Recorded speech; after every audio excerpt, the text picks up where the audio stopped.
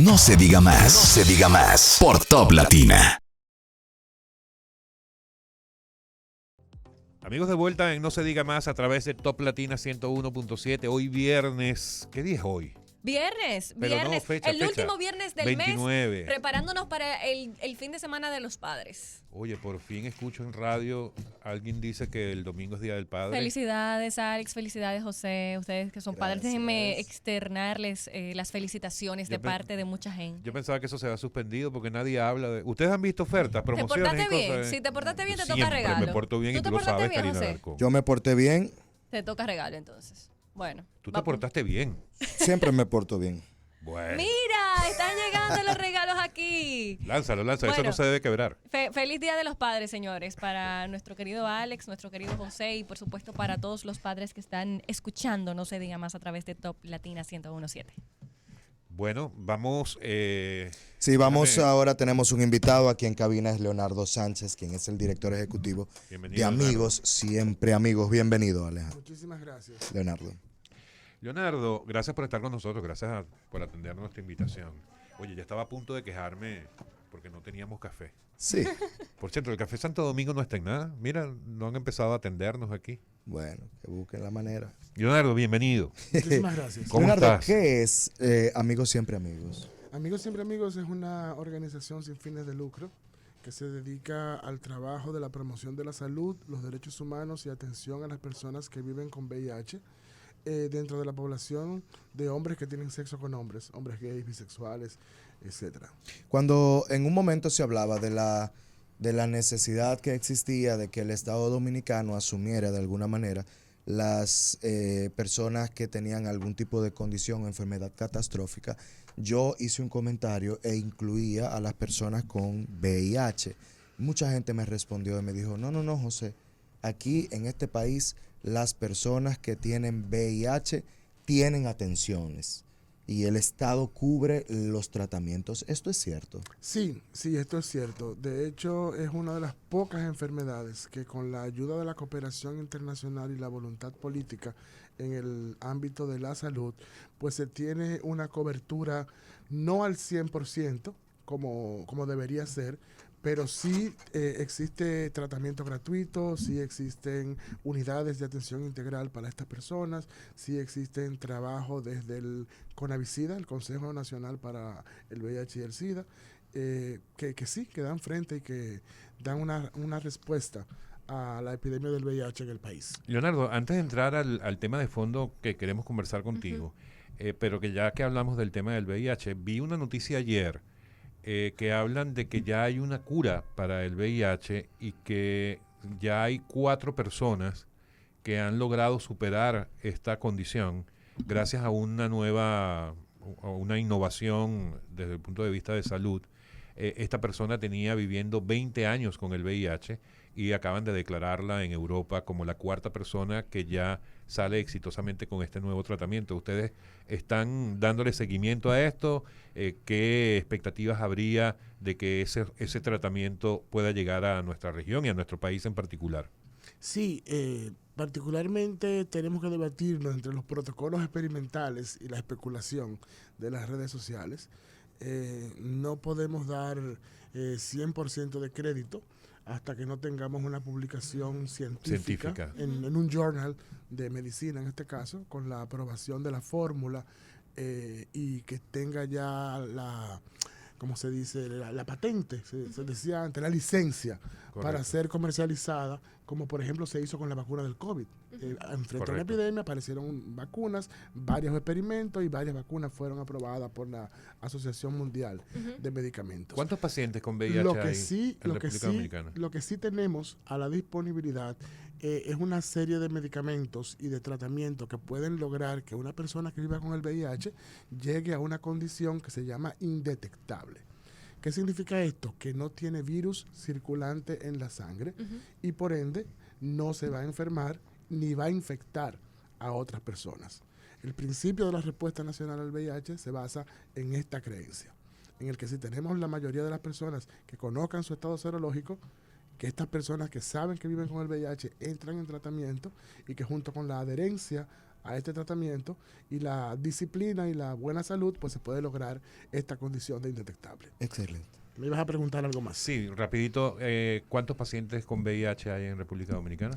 Alrededor, no tengo la cifra exacta, pero tenemos casi 300,000 y algo de personas viviendo con VIH Son registradas. muchas personas. Son muchas personas. Bueno, antes de entrar en materia con otros temas, sabes que ahora mismo tenemos también la viruela del mono. Así es. En el día de ayer, la OMS hizo una advertencia para las personas que tienen relaciones sexuales con gente del mismo sexo a que se abstengan de esto o que reduzcan la cantidad de parejas. Y me gustaría saber cómo estamos manejando ese tema de sensibilización dentro de la comunidad LGBT. Mira, es uno de los tantos miedos que se están manejando ahora desde lo que sería el inconsciente colectivo de la comunidad, porque nos remonta a los inicios de la epidemia de VIH, cuando había un virus que amenazaba, que no se tenía pleno conocimiento, que no se sabían las vías de transmisión, que no se sabía cuál era el agente causal, y había mucha incertidumbre y la gente se estaba muriendo.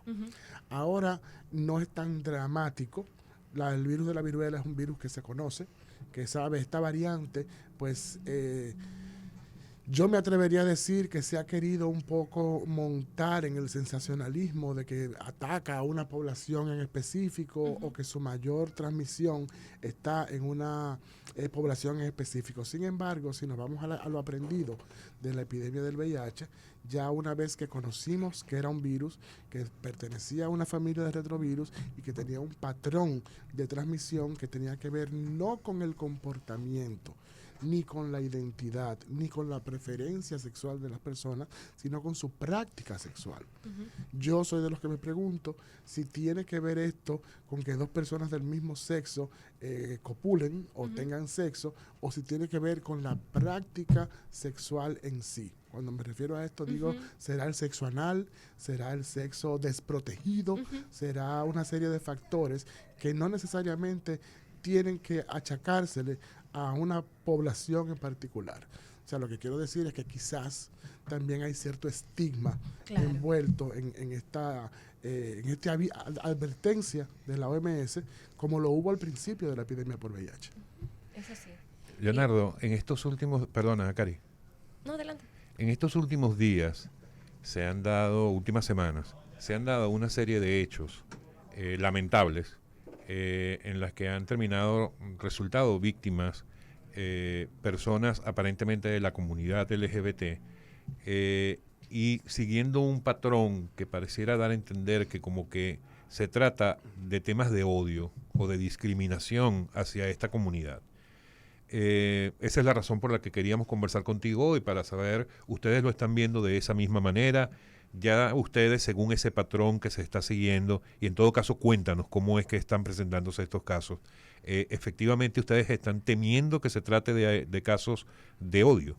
Mira, sí, regularmente ya nosotros tenemos un tiempo advirtiendo que se puede desatar en el país, dentro del clima generalizado de violencia que estamos viviendo, una serie de ataques de odio, que yo particularmente no me atrevería a tipificar estos asesinatos como crímenes de odio, porque faltarían elementos que caracterizan a los crímenes de odio. No podemos caracterizarlos tampoco de un crimen pasional, porque no tenemos los elementos necesarios que nos digan que fueron asesinatos por motivo pasional. Sin embargo, lo que tenemos es una realidad de que las personas están siendo atacadas y que producto de esos ataques hemos perdido a 4 personas. Creo que 6 en lo que van de año, según los datos que se están manejando. Y estos últimos 3, en menos de una semana, pues han tenido ese factor común de que supuestamente se han conectado con sus victimarios en una red social de ligue. ¿Es una red social en específico o lo están haciendo a través de distintas redes? Hasta ahora las que se han registrado es una red social en específico, y esto ha generado un pánico en los usuarios de esta red, ha generado la atención de la comunidad nacional en términos de que si esta red es peligrosa, que si esta red puede significar una amenaza, pero estos comentarios y estos análisis también están ligados a un poco de estigma. porque yo soy de los que prefiere ver la situación en una fotografía más grande, sin restarle mérito al hecho de los asesinatos. Pienso que las autoridades deben dar al traste y deben dar una respuesta a este hecho. Sin embargo, nosotros no podemos limitarnos a ese hecho. Tenemos que ver, hacernos preguntas como, por ejemplo, ¿por qué esta población usa esta red? ¿Cuáles son las condicionantes sociales, económicas, políticas que obligan a que un grupo de personas tengan que su intimidad exponerla en una red social de forma clandestina? Conversaba con alguien ayer y le decía, lo que pasa es que esto no es nuevo. Esto es producto de que la población homosexual o LGBT o hombres que tienen sexo con hombres, siempre su práctica ha estado condenada al clandestinaje, a la marginalidad, al submundo, porque la sociedad no le permite tener el derecho de vivir a plenitud una relación de pareja, de formar una relación, de publicarla, ¿entiendes? De lo que haría una persona heterosexual. No, esto no está permitido. Entonces, por esa razón, se relega la socialización a un sexo ocasional, fortuito, escondido, que antes, esto va a ir en mi contra, 20 años antes, se hacía con cruising en las calles. ¿Cómo era el cruising? O sea, el cruising había una esquina, una zona donde la gente iba, caminaba o iba en carro y habían personas que estaban ahí para eso, para ligar. Ya fuera por sexo transaccional o simplemente por placer, pero se hacía. Anteriormente habían cines en los que la gente iba a ligar. Pero todo eso estaba condenado a la marginalidad, al clandestinaje, al oscuro, al submundo, a la subcultura. Y ahí estaba bien, porque no salía a la luz pública. ¿Qué sucede ahora? Que las redes sociales, las plataformas digitales, pues te sacan a la luz pública aunque tú no quieras. Y hay mucho más facilidad para esto porque ya tú no tienes que trasladarte a un lugar. Ya tú no tienes que ir desde tu casa con el teléfono, tú haces el contacto, te citas y vas. Y ahí es donde está la vulnerabilidad.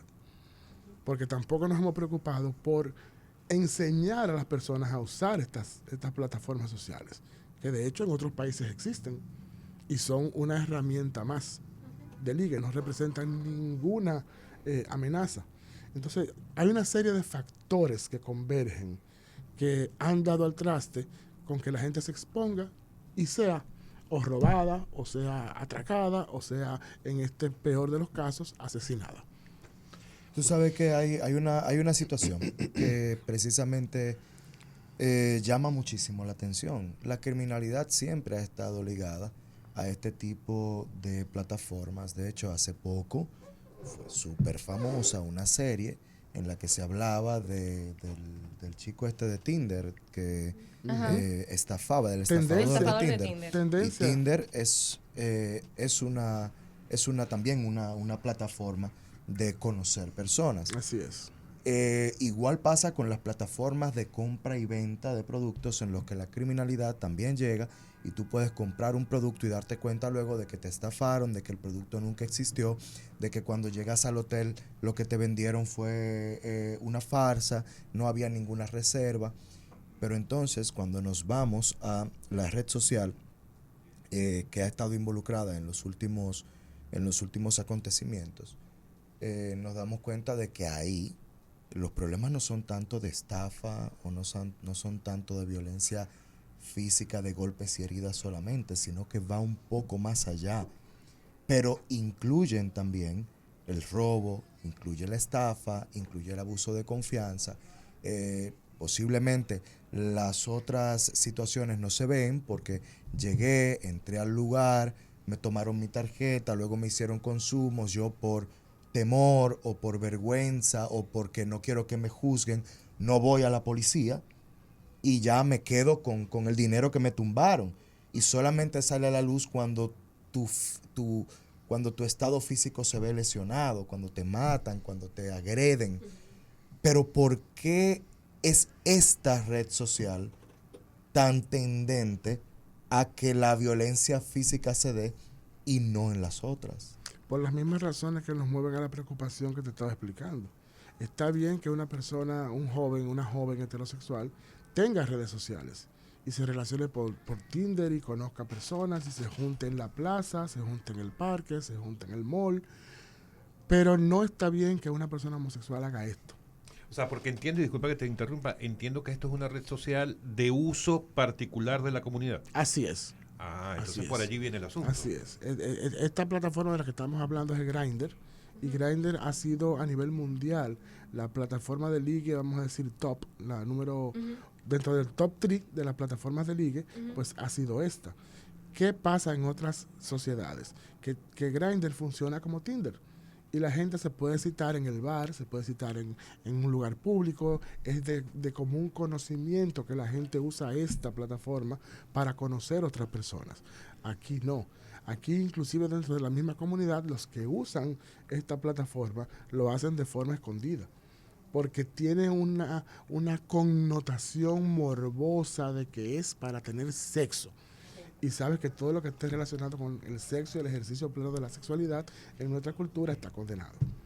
Claro, pero en todo caso ese no sería el principal inconveniente, porque aunque fuera pública, por lo que estamos viendo de los casos que se han presentado, estos individuos que, si todo responde a lo que todos asumimos, estas personas no es que sean de la comunidad, sino que probablemente por discriminación o por odio a los miembros de la comunidad, sabiendo que esa red es utilizada por la comunidad, se meten allí para captar personas a las que después agreden, roban, etcétera. Sí. Entonces no es tanto el problema de que sea o no pública la red, ¿cierto? No, el problema es que no es pública, porque estas personas, si logramos comprobar que los asesinos de estas 3 personas utilizaron como móvil, vamos a decir, esta red social para captar a sus víctimas, entonces sí estaríamos teniendo razón, porque se montan en esta clandestinidad, se montan en este tener que relacionarse desde lo clandestino, es la palabra, desde lo oculto, donde no me vean, donde no sepan las cosas que yo estoy haciendo porque me van a juzgar. Lo que quiero decir es que si la sociedad fuera lo suficientemente abierta, si el sistema de justicia fuera lo suficientemente inclusivo y si el pensamiento de las personas fuera también inclusivo, pues no pasaría de los riesgos que tiene cualquier red social. Pero ¿usted entiende entonces que el sistema de justicia no funciona para la comunidad LGTB? Mira, yo me atrevería a corroborar una opinión generalizada de que el sistema de justicia no funciona para nadie. Leonardo, me gustaría saber qué tú crees que puede hacer el Estado Dominicano puntualmente para garantizar la integridad de las personas de la comunidad LGBT. Lo primero que el Estado Dominicano y sus representantes en los 3 diferentes poderes del Estado tienen que hacer es reconocer que la población existe, reconocer que tienen el derecho a una ciudadanía plena, al igual que cualquier otra persona, sin importar su práctica, sin importar su religión, su color de piel, su estatus social, ni ninguna otra variante que signifique una razón para discriminar. Lo segundo es tener políticas públicas que garanticen que todos y todas podamos convivir en armonía celebrando nuestras diferencias. Estoy hablando de un país en el que por ninguna razón tus derechos se vean mermados. Y en este caso, por el hecho de tener una orientación sexual o una identidad de género diferente a la establecida.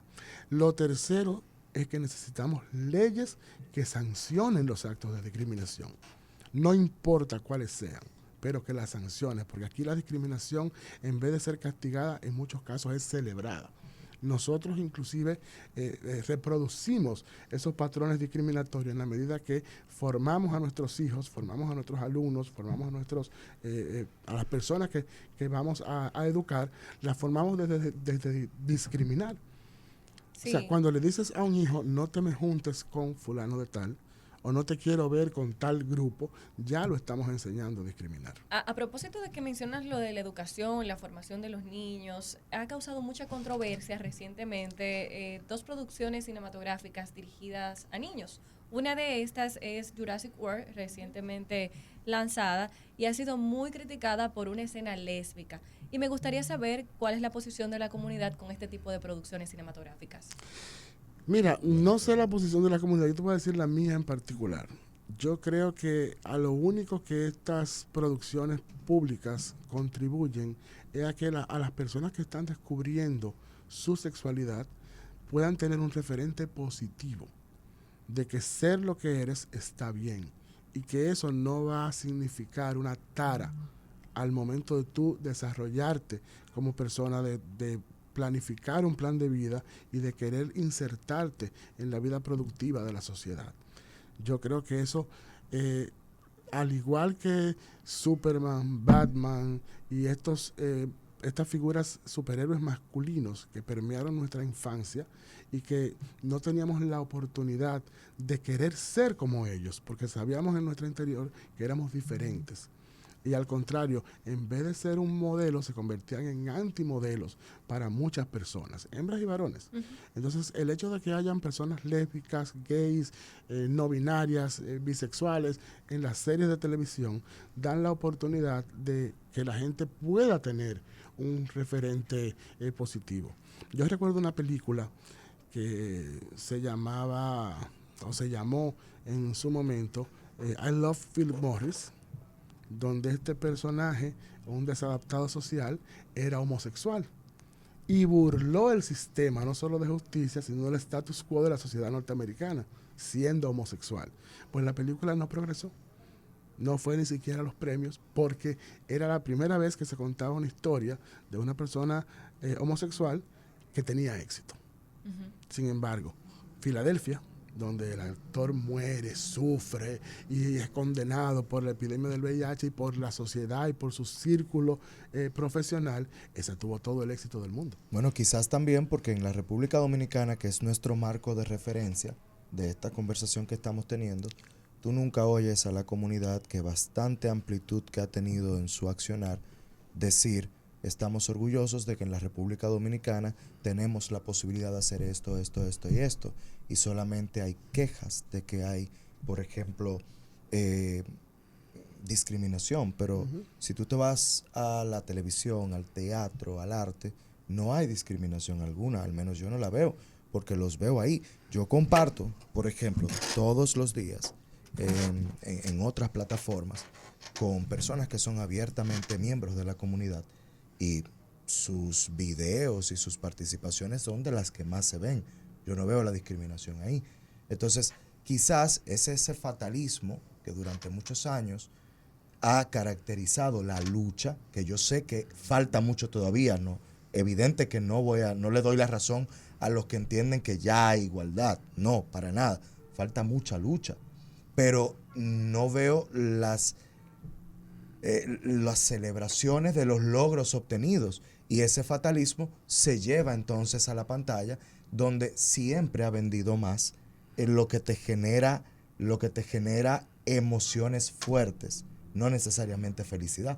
Así tú te vas a otras películas de corte heterosexual y te darás cuenta que también las que conllevan una ruptura, un desamor, una historia en la que la persona tiene un amor imposible, esas son también las más taquilleras.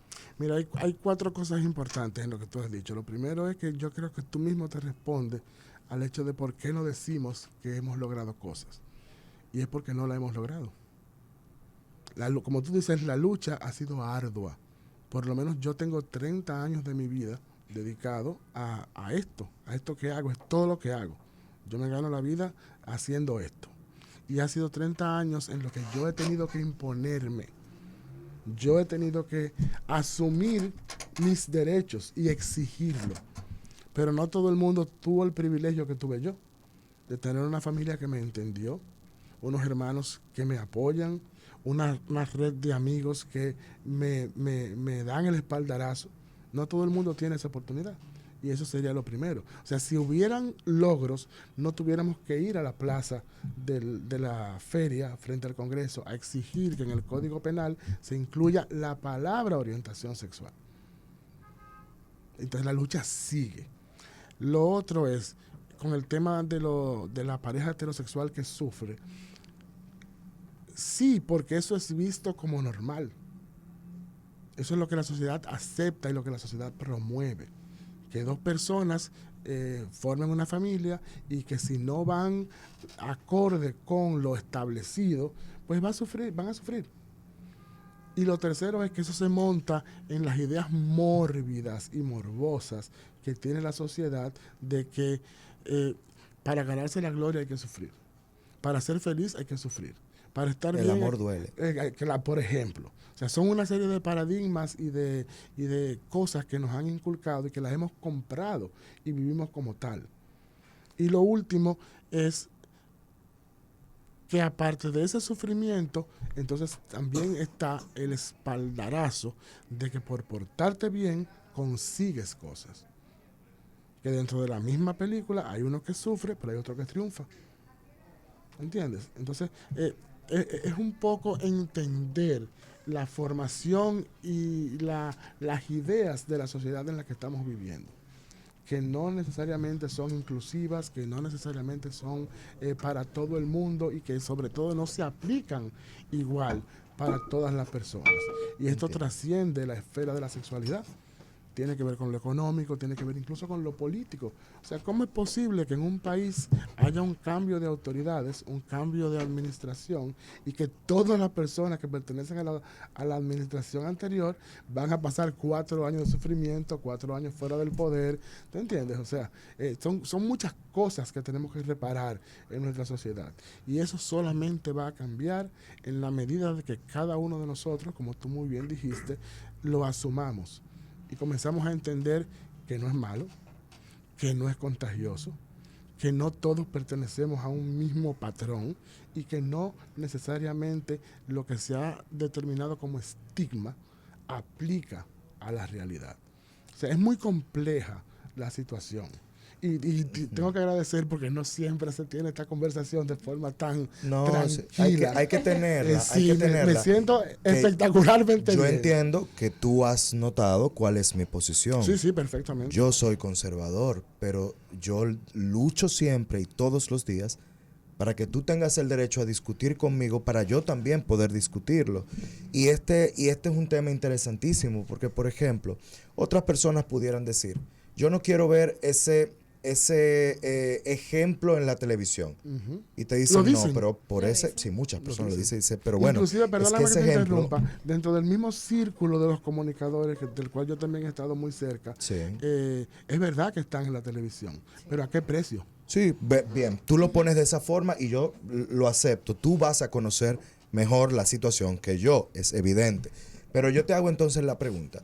Cuando yo veo que personas dicen, yo no lo digo, mi hija, por ejemplo, tiene acceso al contenido siempre que tenga el acompañamiento de su papá o su mamá.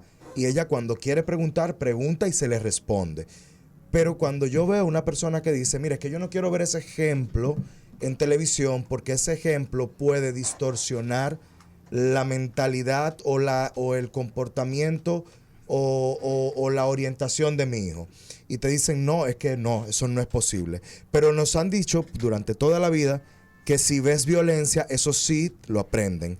Que si ven, por ejemplo, un trato hacia la mujer que es lesivo hacia su feminidad, eso sí se aprende por los medios de comunicación. Entonces, ¿cómo es posible que todo eso se aprenda menos la sexualidad? Entonces, Por una razón muy simple. Hay que diferenciar conducta de personalidad. Todo lo que tú has mencionado es conducta. Y la conducta sí se aprende. Tú aprendes a ser violento, tú aprendes a ser agresivo, tú aprendes a ser masculino, tú aprendes a ser femenina, tú aprendes a ser pasivo, o sea, todo eso es conducta. Ahora, lo inherente a la persona, como la personalidad, la orientación sexual, eso no se aprende. claro. Porque eso viene contigo. Entonces, ¿qué quiero significar? A ver si la gente por fin lo entiende, porque ese es el gran dilema. El lograr entender que las madres, los padres, las personas entiendan que la orientación sexual de su hijo no está dada por el deseo que ellos tengan. Por eso hay tanto miedo con las películas Correcto. que tienen escenas lésbicas. Correcto. Entonces, el hecho de que le prohíbas a un hijo el ver homosexuales en la televisión o el ver lesbianas en donde sea, eso no va a cambiar que tu hijo sea o no sea homosexual. Ahora, ¿qué sí puede cambiar? Que tu hijo entienda que a pesar de eso puede ser feliz. que tiene unos padres que no importa qué, no importa cómo, lo van a aceptar y lo van a apoyar. Y esa es la diferencia entre aquellos que van a ser agresivos, o que van a ser sumisos, o que van a ser marginales, o que van a ser insertos en la sociedad. Tú no te puedes ir de aquí sin ¿Qué? responder una pregunta. Claro. Estoy así detenido. mismo. Su señoría, estoy detenido. Violentamente estás detenido aquí en esa silla hasta que tú no me respondas algo. Sí sabemos que la comunidad se comunica, se reconoce, se apoya, al menos una gran parte de ella. Hay una comunidad que ha también incursionado en la política de la República Dominicana. Hay políticos que probablemente sean de la comunidad LGBT, pero no lo dicen. Esos que no lo dicen, ¿se comunican con la comunidad aunque públicamente no lo hagan? Mira, lo primero es que esa organización y ese tinglado y esa red de complicidad no existe. No existe, ok. No existe. Hay muchas organizaciones, de hecho estamos hablando de alrededor de 70 grupos a nivel nacional organizados de alguna manera. Algunos formales, otros informales, otros en las redes sociales, otros a nivel personal, pero esa gran configuración de una comunidad todavía no existe. Comprendido. Eso es lo primero. Lo otro, el tema de los políticos, pudiéramos decir que con algunos sí, con otros no. Pudiéramos decir que hay personas a las que hay que respetar el derecho de publicar su intimidad o de no publicarla. Ese es otro tema. O sea, si se debe salir del closet, si se debe asumir, todo eso tiene una serie de connotaciones económicas, sociales, culturales que hay que sopesar al momento de tú decir públicamente, sí, yo soy gay. ¿Entiendes? Entonces, sacar del closet a un político no va a significar absolutamente nada. Ahora, lo que yo sí te puedo garantizar desde la experiencia personal es que mi abuela era la que tenía razón. ¿Cómo así? ¿Qué decía tu abuela? Mi abuela siempre decía, no hay peor astilla que la del propio palo. Oh. Oh, no se diga más. Interesante. No se diga más. No se diga más. Por Top Latina.